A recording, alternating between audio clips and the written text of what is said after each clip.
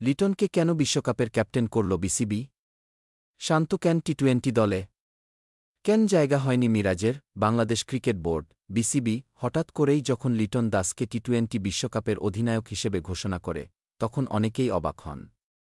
প্রশ্ন উঠে, লিটন, যিনি সাম্প্রতিক সময়ে ফর্মহীন, তিনিই কেন নেতৃত্বে? আসলে বিসিবি কিছু নির্দিষ্ট কারণে লিটনের ওপর আস্থা রেখেছে। প্রথমত, লিটনের আন্তর্জাতিক অভিজ্ঞতা ও ঠান্ডা মাথার সিদ্ধান্ত নেওয়ার ক্ষমতা তাকে অন্যদের থেকে আলাদা করে। দ্বিতীয়ত, নেতৃত্বের ক্ষেত্রে বিকল্প হিসেবে সাকিব আল হাসান ও মাহমুদুল্লাহ রিয়াদের মতো অভিজ্ঞরা থাকলেও তারা বর্তমানে টি-20 পরিকল্পনায় নেই বা ফর্ম ও ইনজুরি নিয়ে প্রশ্নের মুখে। তাই বিসিবি ভবিষ্যতের নেতৃত্ব গড়ে তুলতেই লিটনের কাঁধে দায়িত্ব দিয়েছে। অন্যদিকে, শান্ত টি-20 দলে থাকা নিয়েও নানা বিতর্ক রয়েছে।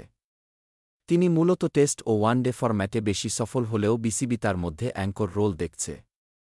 তার স্ট্রাইক রেট নিয়ে সমালোচনা থাকলেও শান্ত ধীরে খেললেও ইনিংস গঠন করতে পারেন, যা দ্রুত উইকেট পড়লে দলের জন্য সহায়ক হতে পারে। তাছাড়া বিসিবি শান্তকে ভবিষ্যতের মূল ব্যাটসম্যান হিসেবে গড়ে তুলতে চায়, তাই বড় মঞ্চে সুযোগ দেওয়া হচ্ছে তাকে। তবে সবচেয়ে বেশি আলোচনা হচ্ছে মেহেদী হাসান মিরাজকে নিয়ে। একদিনের ম্যাচে দারুণ পারফর্ম করলেও টি-20তে তার সাম্প্রতিক রেকর্ড কিছুটা দুর্বল। বিশেষ করে টি-20তে তার ইকোনমি রেট ও উইকেট নেওয়ার ক্ষমতা প্রশ্নের মুখে পড়েছে।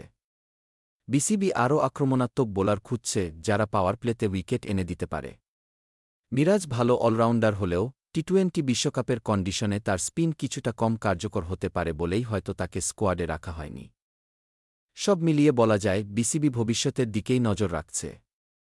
দল গঠনের ক্ষেত্রে কিছু বিতর্কিত সিদ্ধান্ত থাকলেও সময়ই বলে দেবে এই পরিকল্পনা কতটা সফল হয়।